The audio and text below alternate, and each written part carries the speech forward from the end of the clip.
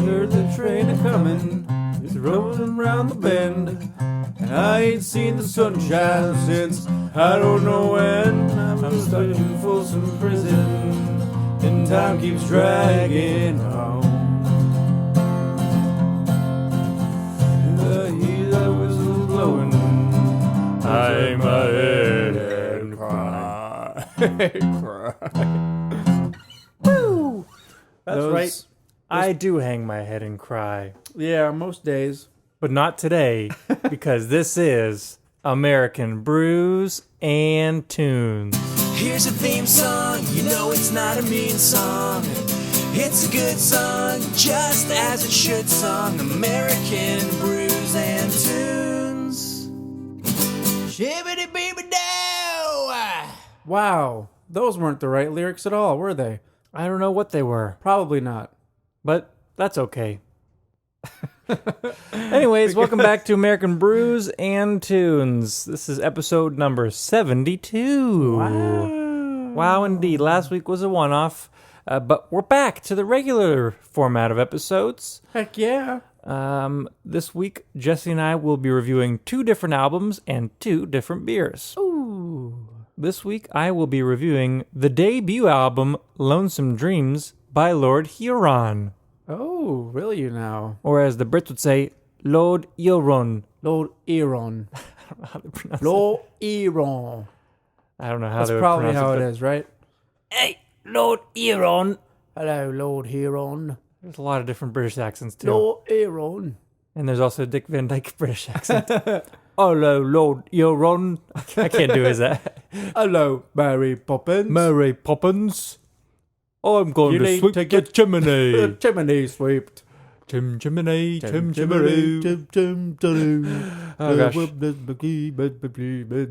But other than chimneys, what are you reviewing this week? Other than chimneys, Yeah. I'll be reviewing an album by Streetlight Manifesto, Oh, and it is called "The Hands That Thieve." nice. I always think it's the hand that thieves, but I know it's the hands. It is the hands that thieve, not the hand that thieves, Oh well, because there are multiple hands that thieve in this world, Steve. but it could be they could be just referring to one if it was the hand that thieves more than True. once. But that's aside the point. Yeah. But before we get to the albums, as we always do, let's talk about the beer first, shall we? Yes, I think that my beer is a little less interesting. a little But- bit less exciting. Not that it isn't exciting, but I think we'll touch on mine first, and we'll save the more interesting, different beer for last. Your Ooh. beer. Kind of a cliffhanger. Yeah. So why don't you guys stay tuned for Jesse's beer while I explain mine? Mine is a local brew. Oh, It's from I'm sorry, from I Not already New Belgium. screwed up. New Heights Brewing. nice. The reason why I got tongue tied there is because I was looking at the can and it says specialty batch, so I was about to say Oh. new batch. New batch. But But this say New Belgium. this one is specialty batch number 5, Ooh. the Belgian Tripel. Ooh, proudly brewed in Nashville, Tennessee. In Nashville, Tennessee. It's right off of Fifth Avenue in Nashville, so somewhere downtown. Nice. Downtown, as they say. Somewhere downtown. Not eh? here. But I'm pretty excited about this. We haven't Yeah. reviewed any New Heights brews on this podcast, I believe, but I've had Maybe not. I don't quite know. a few of their brews around town. Yeah, they're pretty good. Beer festivals and whatnot. But let me read the side of the can here for Yins. Okay. It says Belgian Triple. This Belgian-style triple was brewed with the blend of Belgian strong ale and Trappist yeast, propagated by bootleg biology specifically for this beer. This bold brew has notes of banana and spicy clove, with a surprisingly dry finish, leading you into the next step. Avotresin Sanche. Look at that very last sentence right there and tell me how that's pronounced.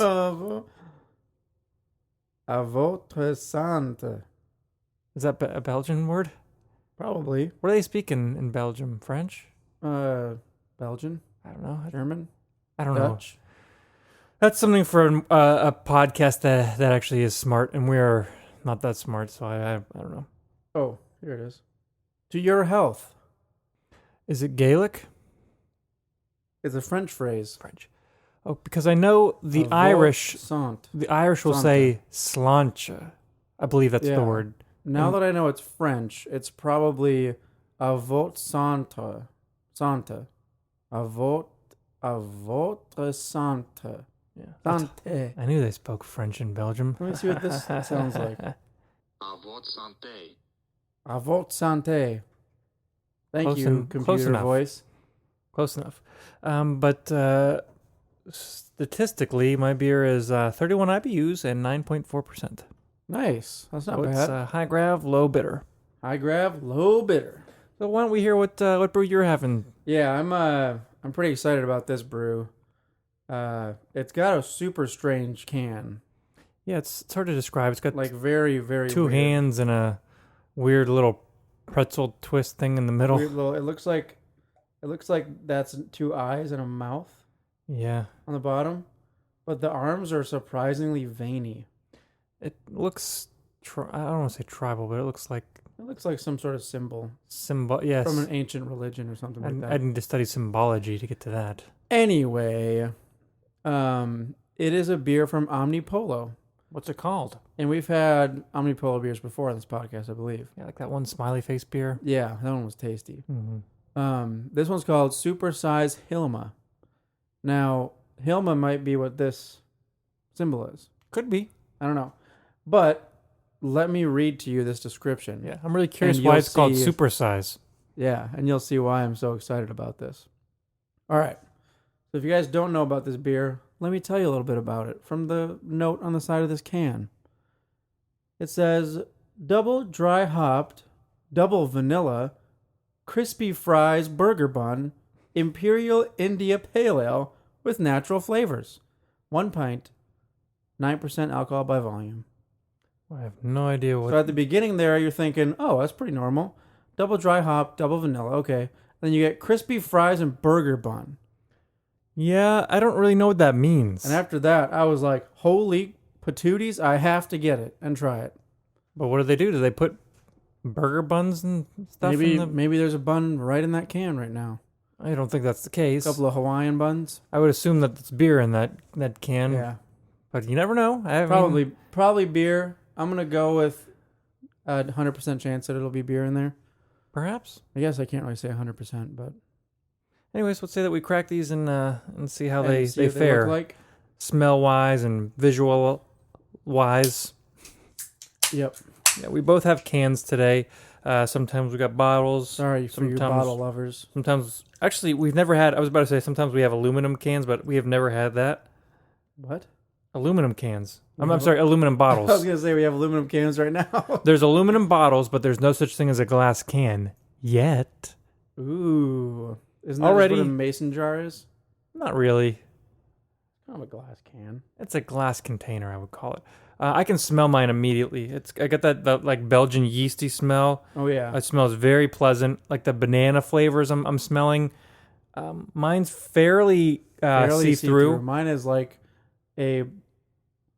Yours looks like a hazy IPA. It looks like orange juice right now. Yeah, it's fairly cloudy. All right, I'm going in for a sniff. Yeah, see what? Do you get any burgers or is it just hops? It's mainly just hops. I'm guessing that the smell of the hops masks the smell of the fries and burger bun. Mine's Maybe they just use burger bun and fries to convey like a breadiness to the beer. could be, We'll see. could very well be. We'll But see. mine smells like a delicious Belgian beer. Nothing like crazy out there, smell wise, look wise. It's got a nice foamy head, real fluffy looking. And it just looks delicious. Yeah, this definitely smells just like a normal juicy hazy IPA. Yeah. So we'll see how it tastes though. Let's say that we give the cheers and try the beers. Let's do it.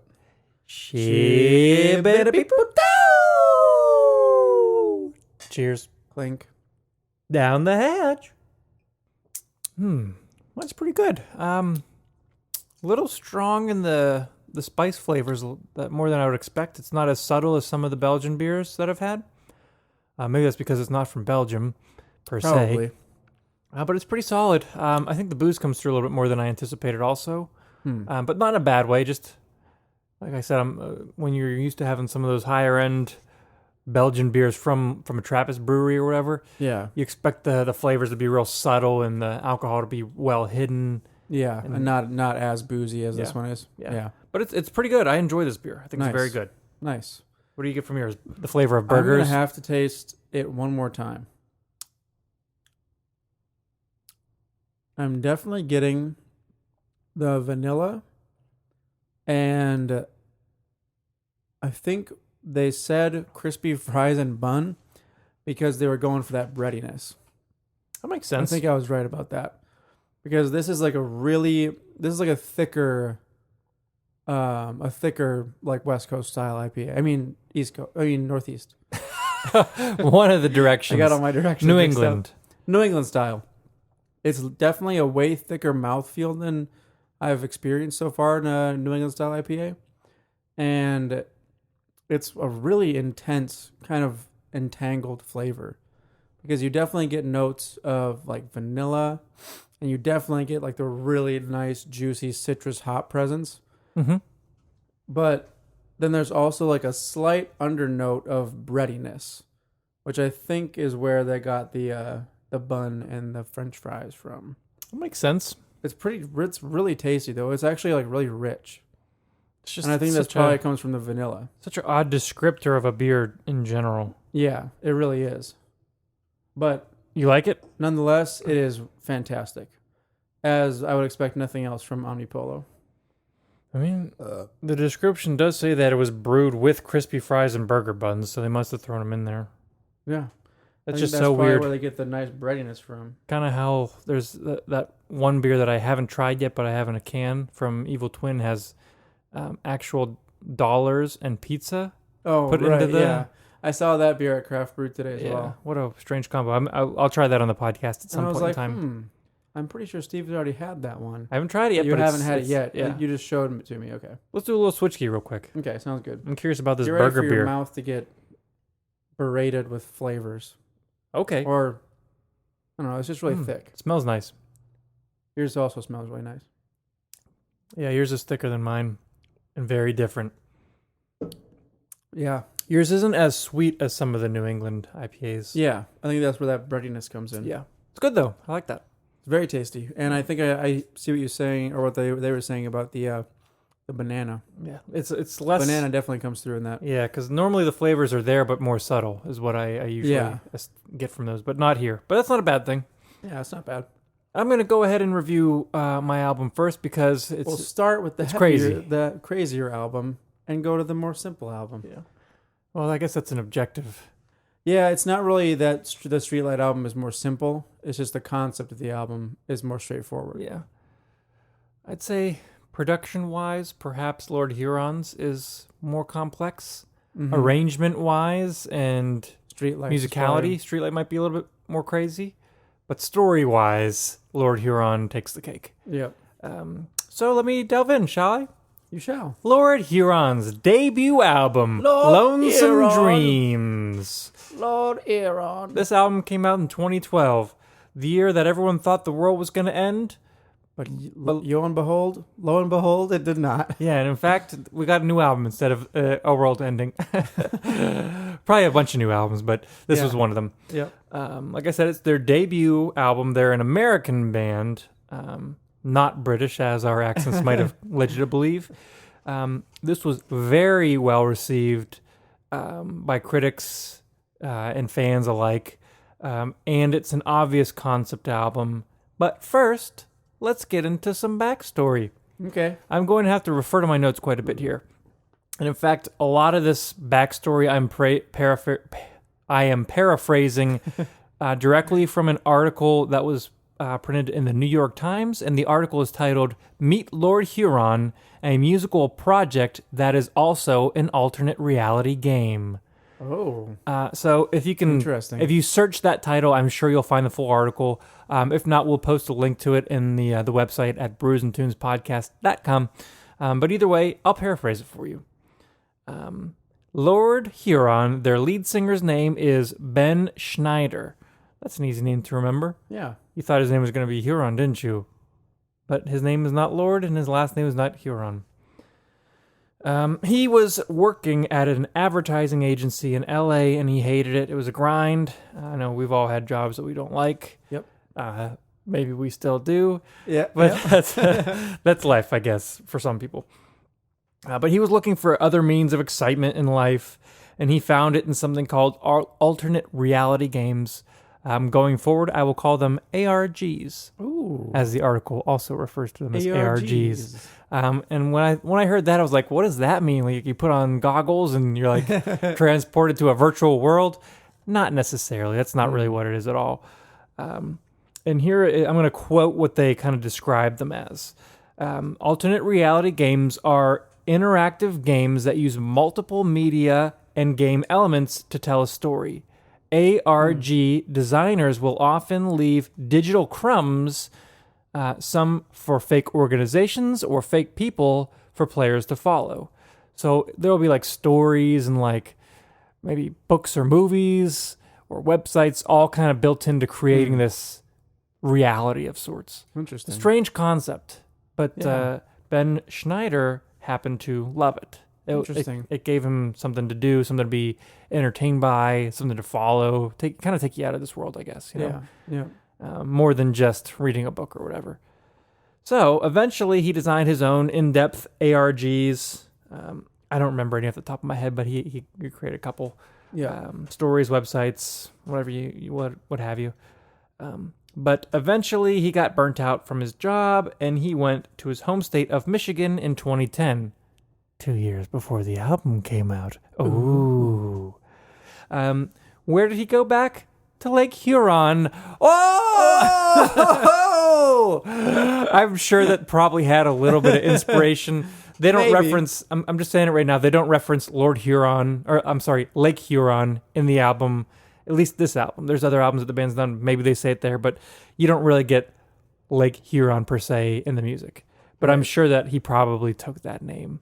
Probably. Because he was at the lake and he decided to start writing some music. Nice. After some time and some very good luck, Lord Huron became a band. He got some members to back him after he'd recorded some stuff, and people heard like, oh, I like this. You should tour. Well, let's be a band, blah, blah, blah. Yeah. So they started to tour. They got popularity. They got a following. And Schneider's love of the ARGs led directly to the creation of the debut album, Lonesome Dreams. So, the basis of this album surrounds an author named George Ranger Johnson. So he wrote a bunch of books and whatnot way back in the day. George Ranger Johnson. He wrote the Lonesome Dreams series between the mid-'60s through the late '80s. And I believe you can go to georgerangerjohnson.com and you can see a list of the books. And you can see some little excerpts and some pictures, but unfortunately all of the books are sold out, so sorry to say. The series contains 10 completed books and 1 unfinished book. So he was quite a writer, I guess. But what you come to learn is George Ranger Johnson is part of Schneider's ARG-like album. He is not a real person. They are not real books. The website, though you can go to it and look at all these things, is all fabricated by Ben Schneider to further the album. So it's like an expansion on this creation that he did, kind of like to further the reach or the imagination. So essentially, he's turning his album into an ARG, and this is part of it. GeorgeRangerJohnson.com. Do you want me to read a little bit off the website? Nope. Okay. So, the books follow this main character named Lord Huron, who is a lonesome cowboy as he travels on adventures around the West. Kind of around the world, but a lot of it's kind of like Western setting. The site lists all of the books and their publication dates, which I'm going to read out loud right now. The first book is Lonesome Dreams, published in 1966. The second, She Lit a Fire, in 1968. The third, Time to Run, in 1969. The fourth, Ends of the Earth, 1971. The fifth, The Man Who Lives Forever, 1974. The sixth, In the Wind, 1977. The seventh, Brother, Last Ride, 1979. The eighth, I Will Be Back One Day, 1983. Number 9, Lullaby, 1985. Number 10, The Ghosts of the Shore, 1987. And lastly, Setting Sun, number 11, which is still unfinished to this day. George Ranger Johnson, according to the website, is still alive, but he is not continuing to writing this as far as we know. Whoa. If you take a look at all of those book titles, they are song titles from the album. Imagine that. Weird. But if you were to actually compare the songs on the album with the book titles on the website, the order is different than the track listing. Yeah. So perhaps that's to make it more realistic. Perhaps it's just to to kind of show that they're different. Maybe it serves a storyline a little bit better to have them written in this order, or maybe it's just because they wanted to be different. I don't know, but it's curious. Another little cool factoid, if you will, is that unfinished book, Setting Sun, is actually a bonus track that was included in the UK release. Yes. So there you go. Setting Sun. I did not listen to it much. I'm not reviewing it. I'm just giving out the whole piece of info. Yeah. It doesn't sound like the rest of the album. Like it definitely sounds different, and so I can see why they didn't include it on the album. Yeah, I listened to it today, and since it was at the end, like the album is 10 songs long, right? Mm-hmm. And they fit really well together. And then that seems like coming right after listening to the whole 10 songs, it seems really strange. I don't want to call it electronic, include but it. it's more electronic elements, I would say, than the rest of it. It doesn't have the same feel of the album. So that's kind of a clever way to connect it with George Ranger Johnson's books, the unfinished publication. Ranger Johnson. But that's kind of crazy that he set up all this stuff. But I guess that's what happens in ARGs. Yeah. Alternate reality games. Whoa! All right.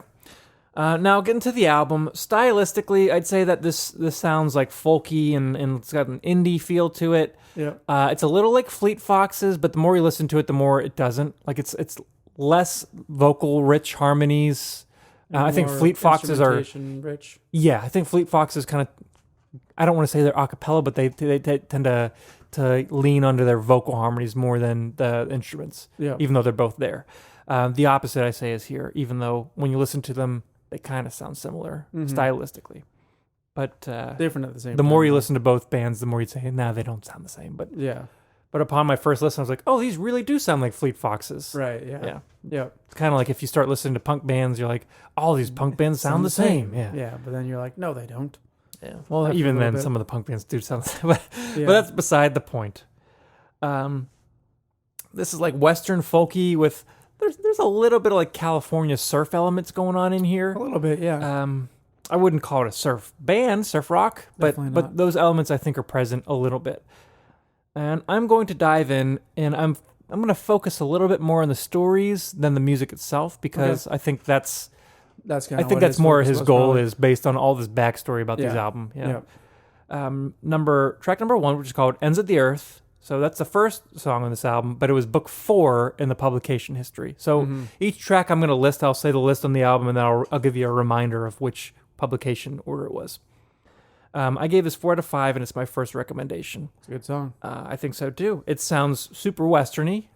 It's a great sound introduction, and it's a great introduction to the main character, titled Lord Huron. Oh. He is the cowboy who is wandering, lonesome, like adventuring, whatever you want to call it. Wandering all lonesome like. Yeah. So this To song, the ends of the earth. he's just talking about how he's leaving town to adventure. One of the lines is, "There's a river that winds on forever. I'm going to see where it leads." And then he says, "Oh, there's a mountain no man has mounted. I'm going to stand on that peak." Yeah. I doubt he's talking about Mount Everest, but, Take yourself back to that time when the old they prairie haven't discovered days. the West, and they probably got to the Rockies, and they're like, "Oh my gosh!" And I should say this now, if you do go to their YouTube page, or I'm sure you can find it on a bunch of different means, they have a series of music videos where Lord Huron is adventuring, and that kind of furthers the stories, and it will introduce some more characters to you. It's quite interesting. And Lord Huron had done some more things. They'd posted things before, and they've utilized social media to further their stories. So I'm not touching upon everything that they've done. These ARGs, as if you will, are much more deep than I'm presenting right now. That's really weird and interesting. It's in depth. They put a lot of effort into Yeah. it. So I respect it, even if it's not my favorite thing in the world. Yeah. But I'll touch upon that later, my feelings. So anyways, he's adventuring, right? He's leaving town, and he asks for his love to join him. We learn that her name is Helen. They don't really say that in the music, but you kind of get that from the rest of the ARG type materials. And so she wants him to join him, but she declines and he leaves alone. They both love each other, but in the end, it's a journey for him solo. I think that this song paints images of the Old West, obviously lyrically, thematically, but the sound of the song too. Like that guitar tone and the... Like, I imagine that being out in the plains and hearing someone on their porch just singing like this. Yeah. Boom, boom, boom, boom, boom. Like, they have that rhythmic motif that a lot of old Western movies have. Or like Coen Brothers, like when they have sometimes they're more depressing sounding songs, but they have a lot of Western motif music type pieces. And I could see this being one of the Coen Brothers movies. Like maybe Raising Arizona. It's hilarious. But there's also a long outro, super long outro, and I'm assuming that that's kind of like for pushing the story. If you want to add videos, you can add whatever you want. It just kind of adds to the story, and they do that a lot throughout their music. Whether it's a long intro, a long outro, a long interlude in the middle of a song, it happens from time to time. Yeah. Moving on to track number 2, which is called "Time to Run." I gave it 5 out of 5, and it's my second recommendation. Oh. "Time to Run" is book 3 in the publication history. So we're going from 4 to 3. Oh. 4 backwards to 3, huh? Yeah. In this song, Lord Huron is again asking Helen to join him on his journey, but this time he's not leaving his hometown to journey out. He's not just making up his mind to leave. He's in a bit of trouble. He's in a bit of a pinch, if you will. He's leaving because he's committed some kind of crime, and they don't tell you what it is that he did, but you know if he stays, he's going to get hanged. He will be hanged until he is dead. Whatever the crime is that he committed, it proves his love to Helen. And again, they don't say what it is, but they say that he did it because he loves her, and it shows that he loves her. So you're left to kind of imagine what it is. And if you look up the music video... He probably robbed a bank. Maybe. If you look up the video, you see him like in a noose, and they're like holding up a knife to him, and like people kind of come and rescue him and get him out of the gallows. Weird. But he's kind of urgent to leave. And she doesn't end up leaving with him, I don't believe. But in the way that he can't win, but maybe he will win. I don't know. But in the way that he's urgent to leave, this song is faster and much more urgent than the first song. This has one of the faster driving kind of drum beats and feels than the rest of the album. And this might be my favorite because of that reason. But also it's just super catchy. I've got nothing bad to say about it except for the middle interlude part is really long. And that's a one where if you do watch the music video, it does push the story forward. Interesting. Yeah. I'll have to watch all these music videos because that seems pretty interesting that they actually push like a story. Yeah. I mean, there aren't videos for every song. Yeah. But the ones that there are videos, it definitely makes sense. Moving on to track number 3. This song is called Lonesome Dream. I gave it 3.5 out of 5. And I didn't technically write down, but I'm going to go ahead and honorably mention it because I think this is a good song too. Okay. This is book number 1 in the publication series, even though it's track number 3. So it's the title track of the album, and it's technically the title of the book series that George Ranger Johnson wrote. So obviously there's some importance here. On this song, Lord Huron is kind of detailing an island that he's visited, this almost supernatural feeling island. And he's lonesome. He's kind of there by himself. He's seeing ghosts. He's kind of like trying to figure out what's going on. It's very kind of like a paradise, and he wants to know it more, but it turns out he's dreaming and he hasn't actually been to this place. So that's the dreams, the Lonesome Dreams. So it kind of, I think this kind of sets up his need to adventure. Like he's got this dream and he's experiencing. Yeah, that makes sense. Wanting to go out and find this place, perhaps. He's kind of restful where he's at. And I believe it was, I can't remember for sure, but I think it was on the ends of the earth. He talks about how he doesn't want to stay in the same place. So this kind of, I think, drives that feel. This song's a little bit more reserved than the last one, but nonetheless catchy. Yeah. Moving on to track number 4, which is called The Ghost on the Shore. I give it 3.5 out of 5. This is book 10, so technically the last published book, even though it's the 4th track on the album. George Ranger Johnson. This song is a little harder to get the story from if you kind of look at the lyrics to try and peg what's going on. Huron is thinking about his regrets in life, the bad things he's done in his life.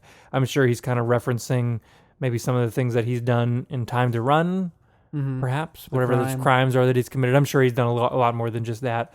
But he fears death is coming and his adventuring is over, which I guess goes to stand why it's book 10 if his adventuring's over. Yeah. This is a slower and definitely more somber sounding song to kind of fit that mood. But there's a folky guitar pattern that's played, and every single time I hear it, when the vocals come in, I'm reminded of Lady Domergue's song from The Hateful Eight. Oh, really? Do you remember when she grabs that guitar and she's playing that little folky song? Yeah. I don't know why, but it's got that like almost like triple meter feel in the melody that she sings over the guitar. It's not the same as in this song, but that's where my mind It goes. gives you the same feeling, though. Yeah. Interesting. Go check that out. And they just posted a extended edition on Netflix of The Hateful Eight. I believe it's about Extended? I believe it's 4 hours long almost. Oh, my God. And it is split up like a series. Oh, really? 4 That's pretty parts. cool. Almost each is about an hour. I saw the extended edition. I don't know if I've seen it the entire 4 hours because I saw it in the theaters and it was definitely extended, but I don't think it was extended to being almost 4 hours long. Because originally it was like 2.5 hours, right? Something like that. That's the regular version, and the one I saw had a 20-minute Intro.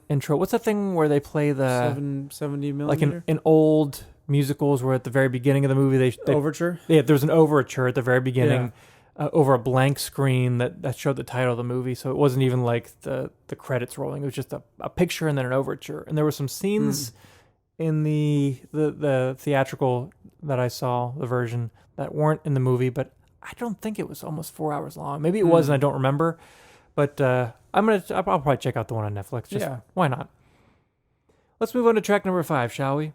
Let's. This song is called She Lit a Fire. I give it 4.5 out of 5, and it is my last recommendation. I like this song a lot. Yeah, I've already recommended 3.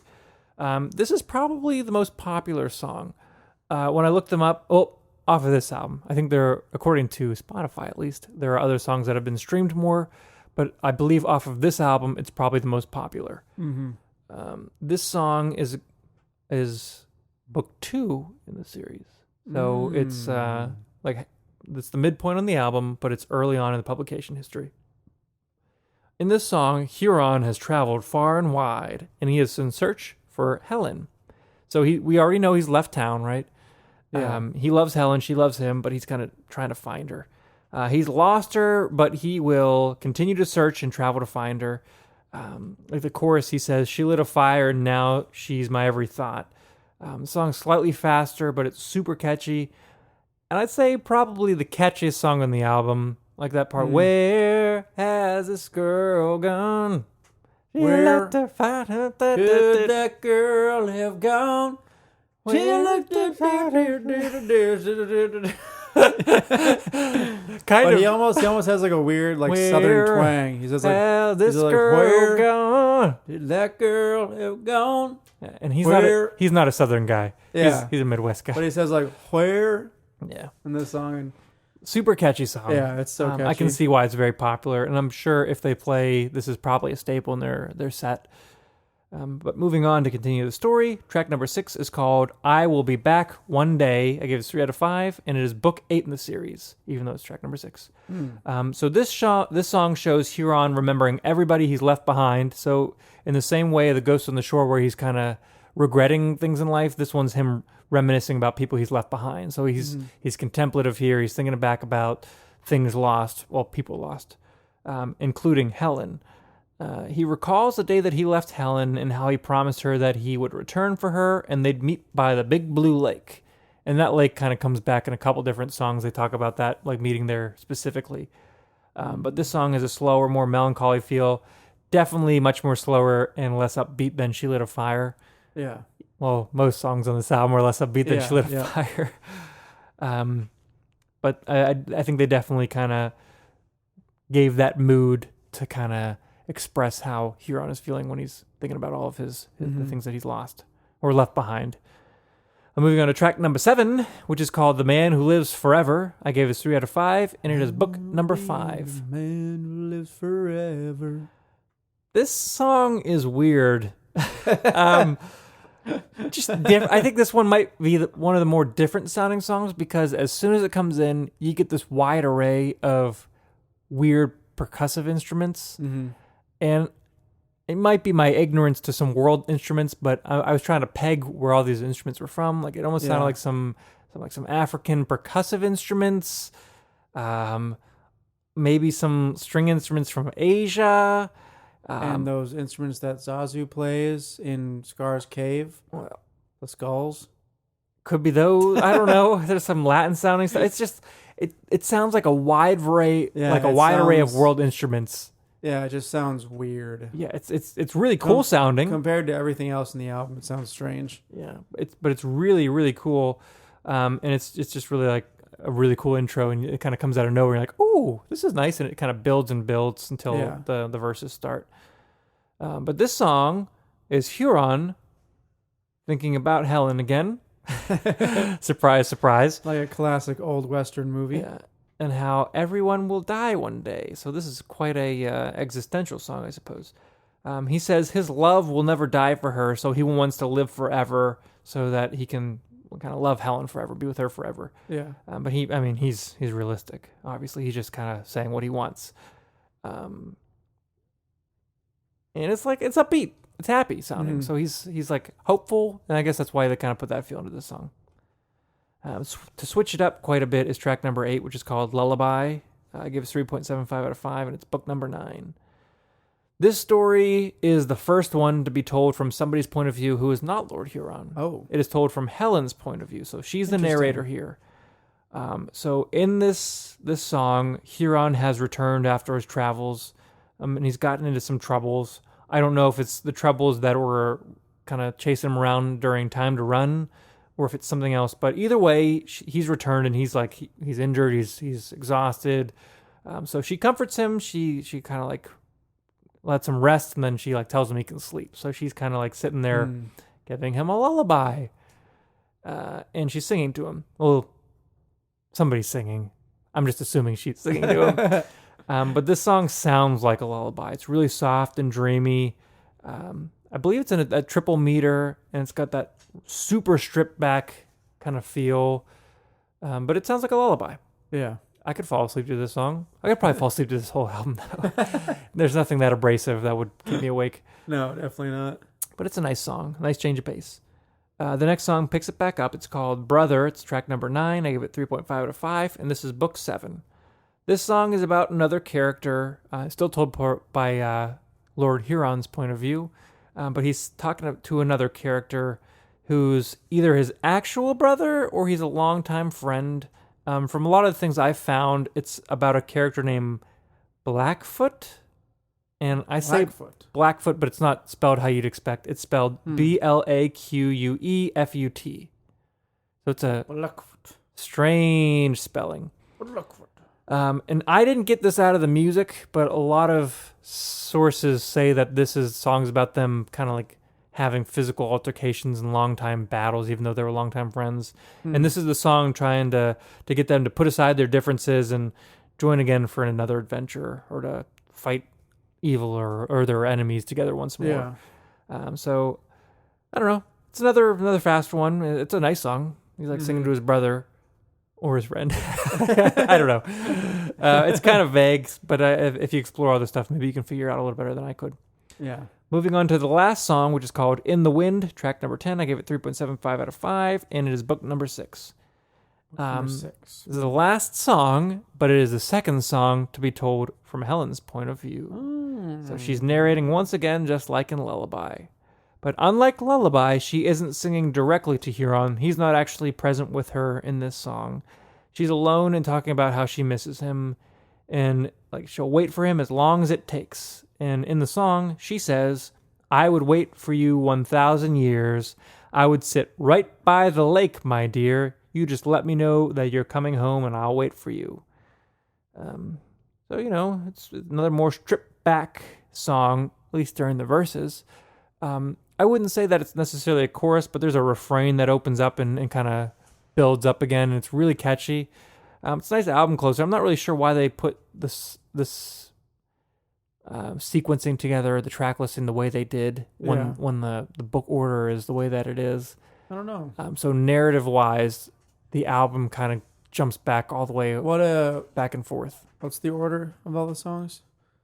As far as the publications of the book goes? I'll read that out. If it was going to be publication-wise, it goes book 4, 3, 1, 10, 2, 8, 5, 9, 7, 6. It's like a Quentin Tarantino movie jumping all over the place. Yeah. I'm not really sure why. I'm sure there was a reason why they picked it. Maybe they just picked it based on the feel of the songs. I don't know. Maybe. But it's not my favorite musically, this album. I don't know how often I'll return to it. I'll probably come back and listen to Time to Run and She Lit a Fire because they're super duper catchy.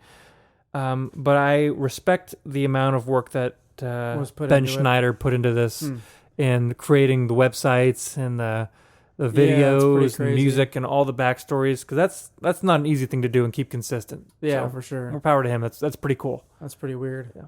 I wonder if he really enjoys old Western movies. Maybe.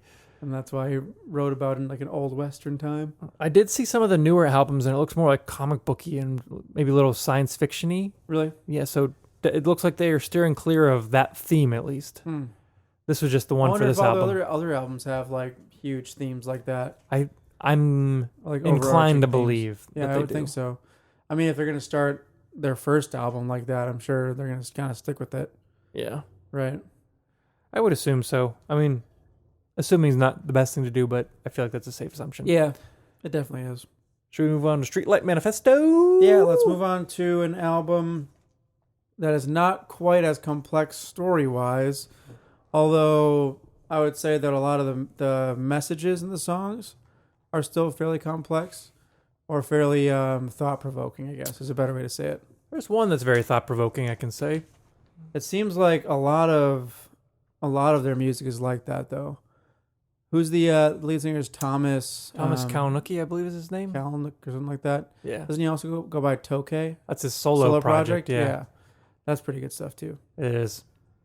Anyway, if you guys do not know, Streetlight Manifesto is a ska band, which, if you don't know what a ska band is a lot of clean guitar, a lot of upstrokes, and some sort of a horn section. And kind of like a fast punk beat. Like contemporary reggae almost. But not think less Bob Marley, more UB40 singing Red Red Wine. You know that song? Red Red Wine. No. I guarantee you probably know it. Really? It's a very popular song. Okay. But we'll get to that later. But anyway, again, this album was called The Hands That Thieve. But yeah, basically ska is just really fast, upbeat music with the horn section. I mean, you've reviewed Real Big Fish and Less Than Jake on this podcast. They're both ska bands. Ska bands, yep. Ska punk. Yep. Yeah. But anyway, we're going to start off with track number 1. The song is called The Three of Us. Good song. And yeah, it's a really great song. It's a really good representation of what's going to be coming up in the album. Do you know much about the background of this album? The background? Or the band in general? Like with the background of this album? The release? A little bit, There was some strife going on? Yeah, with Victory Records. How much did you read into that? A little bit. I think one of the songs might be about that. Are you going to touch upon it there? Yeah. All right, I won't say any more then. Okay. Anyway, in this song, 3 characters are presented: the king, the thief, and I. The thief, the king, and I. Yeah.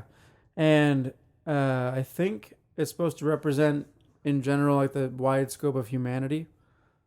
I'd say so. The average Joe, the king, and the thief representing different moral standings. The king is supposed to be super virtuous, and the normal layman is supposed to be kind of a little bit of both, and the thief is supposed to be very morally deficient, I guess. Maybe we have a little bit of all in us. Maybe. That's kind of what the whole song's about. Basically, all these 3 characters leave this city, and they say they all have to leave and roam the earth. And then eventually, at the end of the song, they're all reunited, and they learn that it doesn't matter if you're a king, a thief, or a normal Joe. That one of the lyrics is, they say that everything we ever did was but a way to pass the time. And so this brings in kind of the I'll just say in general existential themes that Streetlight Manifesto has in a lot of their songs. Yeah. So this song kind of touches on that, where eventually, no matter who you are, like it doesn't really matter who you are. That's basically what the song's about. Eventually, it's all gonna end, and that you're not better than anybody else just because you're a king or whatever else. So that's basically what that song's about.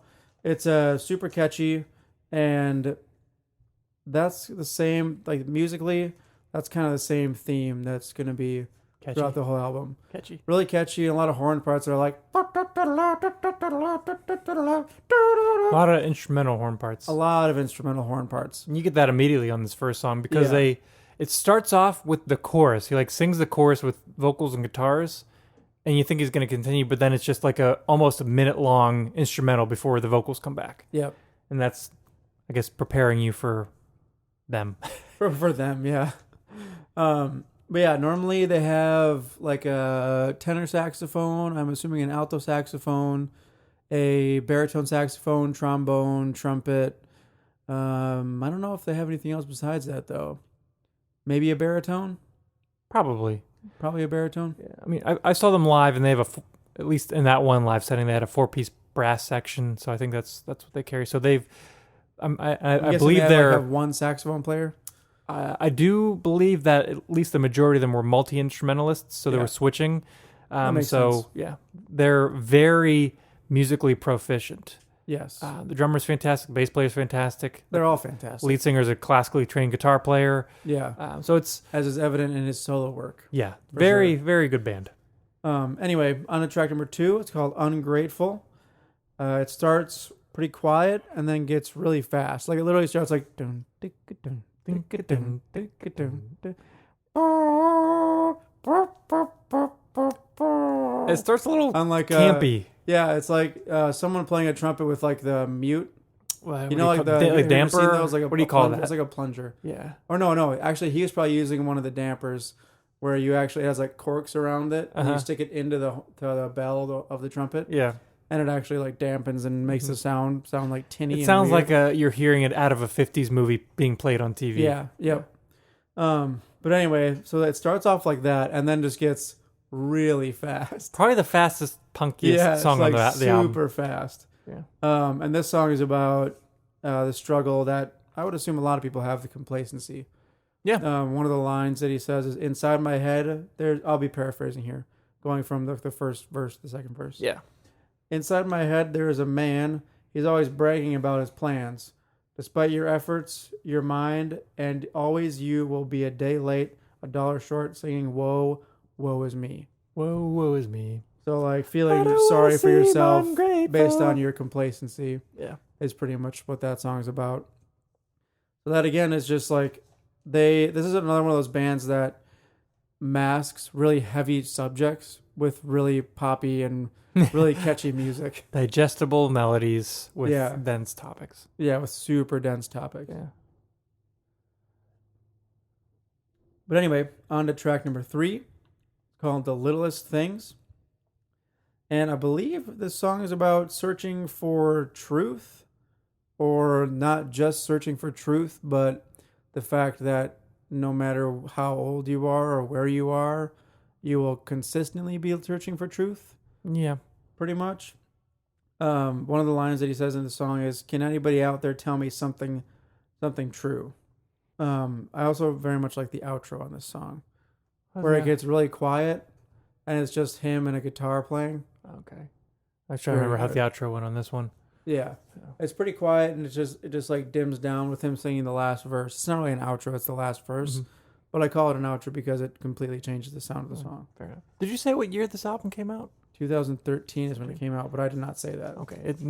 They haven't recorded. They're still a band. They still play live, but they haven't released any music since then.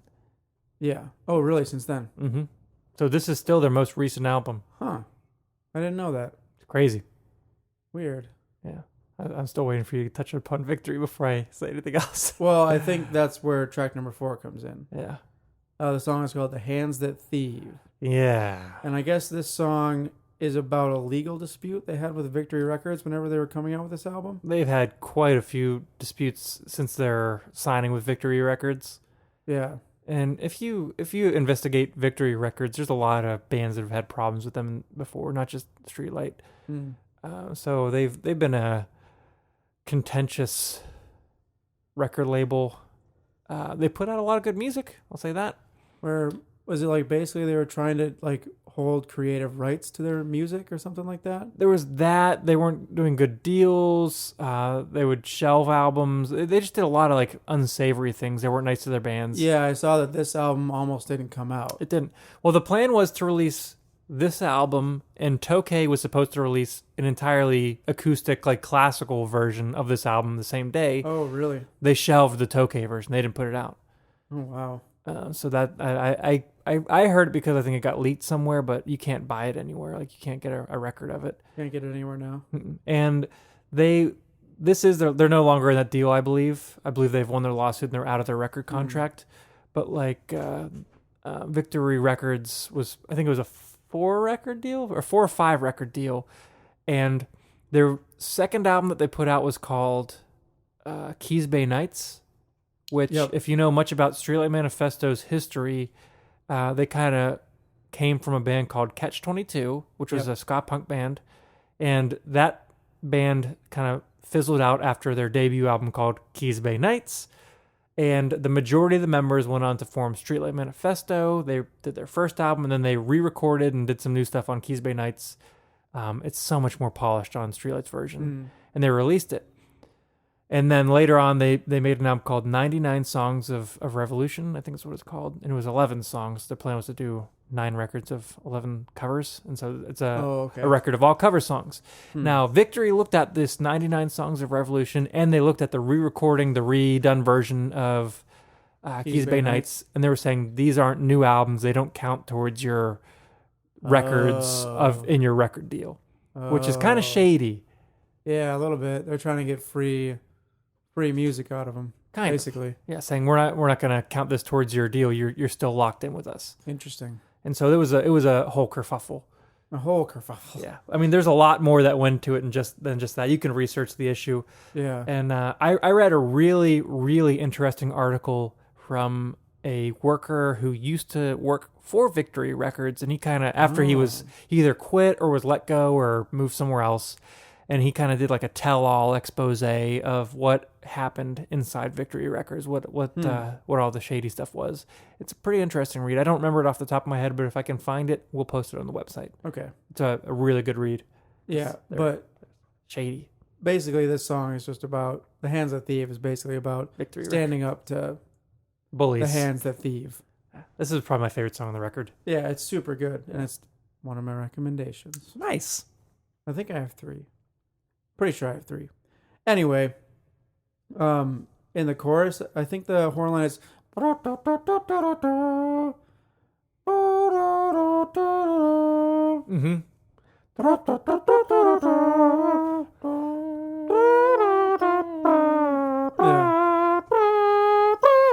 Yeah.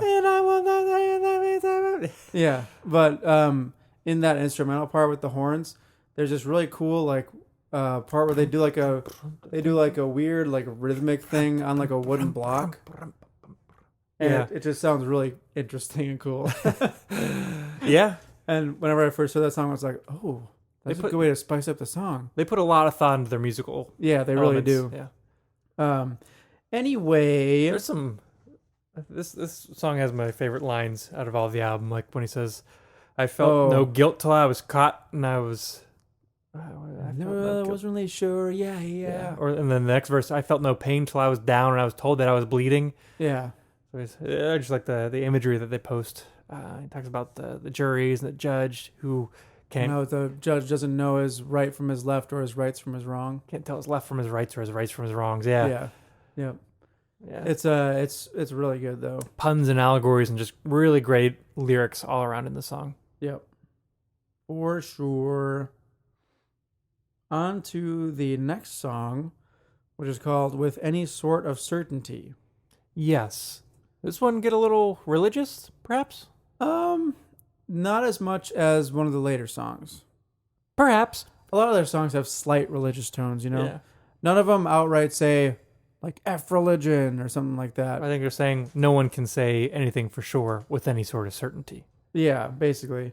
The song has a really nice instrumental intro, and it is essentially a song about having an existential crisis. Yeah. I'm just going to read the chorus. He says, "Oh my God, I will hold my tongue, and I'll breathe easily. If anyone can say with any sort of certainty that there is something to believe. Did you ever think that we'd be 3 steps from the ledge?" Kind of talking about suicide. Mm-hmm. Contemplating awful things and thinking about the end. Nobody mentioned that the pieces wouldn't fit. You can rearrange them all you want, but the puzzle, it was rigged. So, I'm not sure if he grew up in like a religious setting. Probably they're from New Jersey, so that's Probably some sort of Catholic territory. Yeah. But I just really like the chorus. It's so catchy. Mm-hmm. It's so great. There's also a super long instrumental bridge on this song, which, just like the first song, except that was the intro, you'll definitely hear quite a bit of that. Yeah, lots of flowing So get ready instruments, to lots of hear some lines. horns Yeah. and some saxophones. Great horn lines, great melodies. It's just really well composed, I would say. Not Yes, written, very well composed. The next song is track number 6. It's called If Only for the Memories. Oh no, If Only for Memories. And the song is it kind of has like an interesting swing / salsa feel. Like the horn section is kind of more loose and less rigid Mm-hmm. than it normally is. And I really enjoy that. Like, it's very interesting that they would change it up that much. And this is the only song that kind of has like that swing feeling, or it's more salsa feeling. Yeah. It feels more like Latino. It's an outlier, Yeah, for sure. but I definitely like it. And from what I can tell, this song is basically about how you grow up, like if you grew up in a family that's like really loving and really, really like, what's the word I'm trying to look for here? Really invested in you. Yeah. And then but if you have a dream and you have to like move away because of that dream, or like leave that like comfortable family life that you have, or being around friends and family, and now You gotta leave kind your of comfort difficult. zone. Yeah, how difficult that can be to leave to follow what you want to do, or follow your can be, yeah. dreams. But anyway, I think that song's pretty good. Agreed. Track number 7 is called "They Broke Him Down." Yeah, they broke him down. Yeah, they broke Now- him down. This is the song that I'm not really sure if it is religious or if it's referring to religious things. I couldn't tell either. I'll read you the lyrics that I kind of given the reason why I think it might be a little bit religious. Mm-hmm. One lyric is, "And they broke him down. Yeah, they broke him down. He said, 'I'll never be your saint, you see, 'cause I won't be hanging around.'" They broke him down. Blah, blah, blah. He talks about like angels. Did I mention they were? Did I mention we were falling when the angels came around? Dun-dun-dun-dun. And they just sat there. They were waiting for the first of us to drown. That's some good dynamics in this song. Mm-hmm. Good switches between the heavy fast and the light and reserved. Yeah, definitely. I could never tell. I assumed they weren't talking about. It seems like they were like talking about Jesus. I could see that, but I never thought that when I was listening to it. But I could see why you'd Because it might just be about some person who is dying. yeah. Because one of the last lyrics is they say, "Holy smoke." Some say he'd given up the ghost or like died. But I think he's in the background, somewhere in the background, hiding in his favorite photograph, and he's leaving as a beggar or a millionaire. But the one thing that I'm sure of is he found some comfort there. So like it seems like it could be possible that they're talking about the life of Jesus. I don't know. I don't really know. there were just some weird things. It's kind of one of those songs where It's hard to say for sure. you can't really know what it's all about unless the artist were to tell you, like face to face. Now, track number 8 is a song that's a little bit easier to understand. This song is called Toe to Toe, and it is another fantastic song. Every time I hear Toe to Toe, I think of the song Straight Outta Compton, where Ice Cube says, "You and me can go toe to toe, no maybes." No maybes. That's the only lyric I'm going to sing right now because there's too many expletives in the rest of the song. Yeah. But I just think toe to toe, no maybes. Anyway, this song uses another biblical reference, David and Goliath. And it's a song basically about how as you grow up in life, it's going to be a struggle.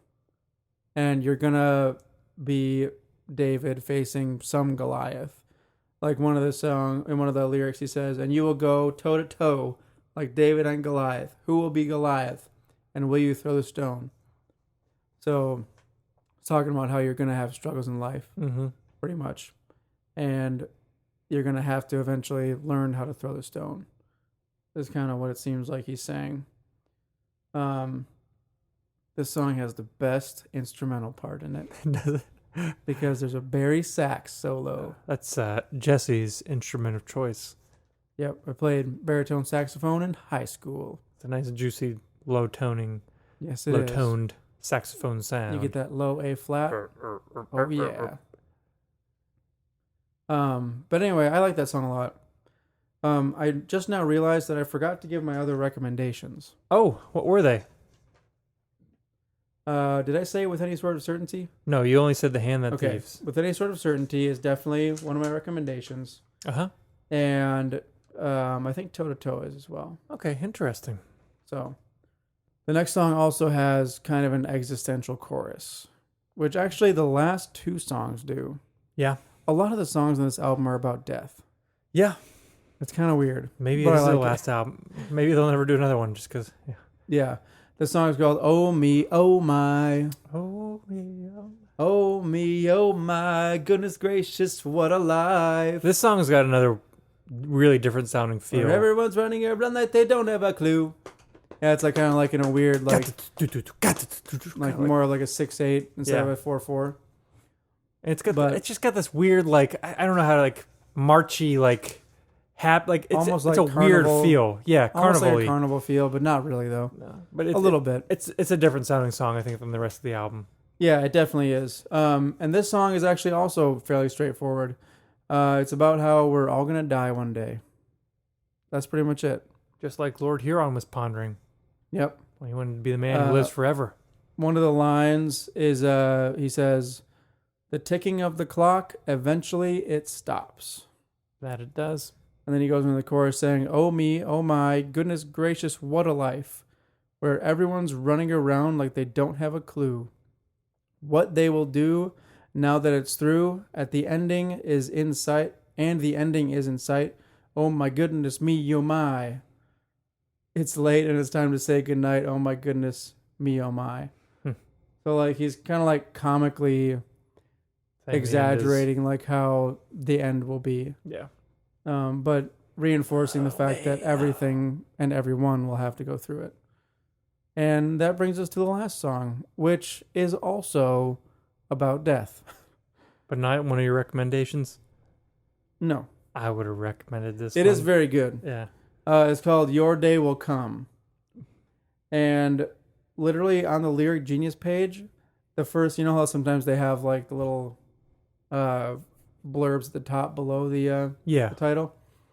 It says, "This song is about how we will all die someday." I mean, that's not wrong. Mm-hmm. It's definitely not wrong, but it kind of frames it in a different way. Like they talk about a young lady leaving her mother with no one to love her. With no one to love her. Love her. Like, literally, that's what they say. To protect her. So it's kind of from this old lady's perspective of being all alone at the end. And things like remembering life, reminiscing about life. And it's basically about how she's the old lady who's going to die is singing, "Your day will come." Yeah. Your day will come. So eventually, everyone will die. Mm-hmm. And there's kind of a slight religious aspect to this song because one of the lyrics is, "And no matter what they say, it won't matter if you pray or if you sin, because in the end, it's all the same." Yep. So We all die. that kind of seems like what their general view on religion is. Just believe Is that like well, as long as you don't do something that hurts people, we don't really care what you believe. yeah. I like this song. Well, I like the song for a lot of reasons, but I always enjoyed. I would play the song in my car, and kind of get that tempo from when it's just the beginning with him and his guitar, Yeah. and right after he finishes that first chorus just by himself, it's a tempo shift. Yeah. Like definitely it is, yep. speeds up significantly when that first horn comes in, and I was like, "Oh, nice little tempo shift there, Yeah. guys." But this is a really good song. It's got good tones and everything. The only complaint I really ever have about the Streetlight Manifesto is their tones on overdriven or distorted guitars. Yeah. I do not like their sounds. It's a little bit too too gritty. It's like gritty, tinny, and dry. Yeah. It's not good. I know what you mean. Yeah. Their clean sounds are impeccable. Like they Yeah, sound fantastic, great. yeah. They're polished. They're sparkly. But the distorted The sounds. dirty tones are a little bit like, lacking. go listen to Ungrateful and listen to guitar. You'll know. Yeah. Yeah. Yep. But I can get past that because the songwriting's great. The songs are great. It's catchy, Yeah. substantial. Same here. Yeah. Yeah. Overall, I very much like that album. Yeah. Check out I more of their absolutely stuff. love the horns. Yeah. Like it's so great. If you like horns, it's a good band because they really put a lot of time and effort into writing their horn parts. Yep. Yeah. Yep. It's very, very good. Mhm. But yeah, overall, I like that album. Nice. I'm glad. It was a good choice. Looking forward towards next week. It's going to be another one-off episode, Mhm. and we have decided that we will review the Shins Heartworms. Yes. Dun, dun, dun. Or dun dun dun. Somebody forgot to give their dog the heartworm medicine. Oh no! Please give that puppy the heartworm medicine. Yeah. Bad news bears. But yes, very, very much looking forward to that. I'm a big fan of that album. Me as well. Huge fan, as some might say. Huge fan. Someone was. James Mercer is one of the best songwriters ever, for sure. He's up there. He's a good songwriter. Definitely a Definitely. good melody writer. Yes, 100%. Unique melodies. But until then, Well, we could let's pause that thought. Let's return to the beers. Has your taste like no, but I have noticed that there's some sediment at the bottom of my glass. is it? I mean, it's a hazy beer, so I can see the sediment sitting in the bottom of your I've glass. kind of been trying to swirl it as the The episode's been going on. Yeah. So pretty consistent flavor-wise, though. Everything's kind of been spot on the whole time through. Yeah, it's kind of had that nice slight breadiness with that really nice hop and vanilla flavor. It's been pretty good. I think the booze hasn't come through more. Sometimes has it kind of dissipated a little bit? it's about the same, which is kind of odd because when I have beers that are usually higher gravity that you can't taste them up front, usually as the beer warms up, you can taste them more. Yeah. Not so in this one. It stayed kind of present. I thought it was going to be really boozy by the time it warmed up, but it's the same. Interesting. The banana, clove, and all the other spices are still there. It's not dissipated. Yeah. I haven't really gotten used to it. It's there. It's up front. Nice. That's good. I'm not sure if I would get another one of these. I do like some other ones from New Heights. They've got a really delicious stout and a nice double IPA. Mm-hmm. Maybe I'll stick with those. Yeah. But they're a good brewery either way. It's a tasty brew. For a Belgian triple, it's got to be top of the top for me. Yeah, for sure. Like I got to have a fresh Chimay. I would definitely get this beer again. Yeah. It's not a beer that you would want to drink two of. It's So, very, it's very thick. heavy. Thick and heavy, yeah. Yeah, it's very thick and heavy. But maybe I would get it and then like have it on a special occasion Yeah, good call. because it's very, very tasty. It'd be a good one to share with somebody. Yeah, that's a good call. I think that would be a good thing to share. Anyways, anyway. as we always say on American Brews and Tunes, Shibba-da-beep-boo-dow! Down the hatch one last time. Remember that time that we cleaned glasses and I broke yours? Yeah, that was unfortunate. Yeah. We're always careful clinkers now. Careful clinkers. Once again, my name is Stephen Johnston. And my name is Jesse Titus. Here's a theme song, you know it's not a mean song. It's a good song, just as it should song. American Brews and Tunes. Shibbity-beeby-dow!